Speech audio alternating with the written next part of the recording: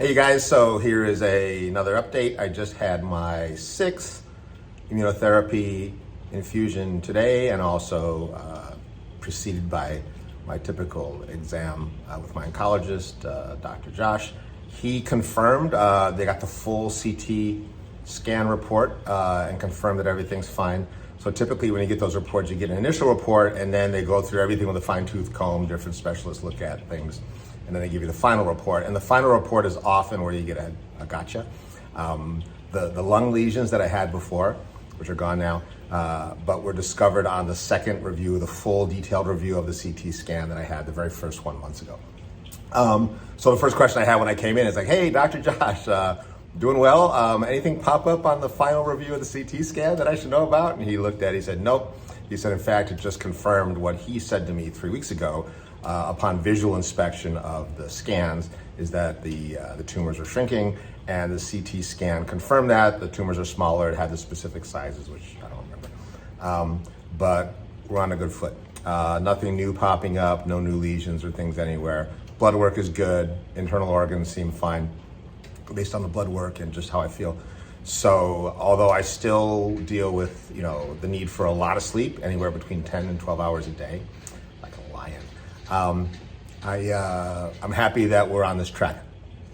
And I sort of had it was like a need for closure or something, because I had spent so much time in the hospital back in April. I was there for the whole month practically, that I just spontaneously decided to pop over to the old NTU hospital building where I was staying. I went up to the ward where I was being housed for that month, and had so many things being done and undone, that I just popped in to see if there was anybody there, and the doctors rotating in and out, but the nurses are a constant. And I just happened to run into my head nurse, and you see her here, and she was super kind of shocked and then excited to see me, and she was like, Kevin? Like she remembered. I guess I'm kind of hard to forget, specifically because I was never in my bed. I hated staying in that hospital bed, and especially because my roommates were typically coughing up a lung or shitting into a pan.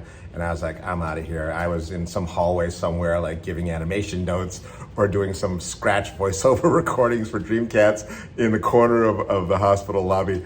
And so I was constantly being hunted down, or I would come back and find a note with a smiley face saying, please let us know when you're back. So suffice it to say, I think I made an impression. I don't know if it was a good one or not, but they remember it. She was really happy to see me, and I was kind of touched to remember my name, and she said, you look really great. I said, yeah. I told her, I said, I'm doing well, and I mentioned that things were getting better with immunotherapy, because the last time they saw me, I was being wheeled out, discharged with this terrible diagnosis, and I had my cane and I was limping, and it was like, all right, so this person's not long for the world.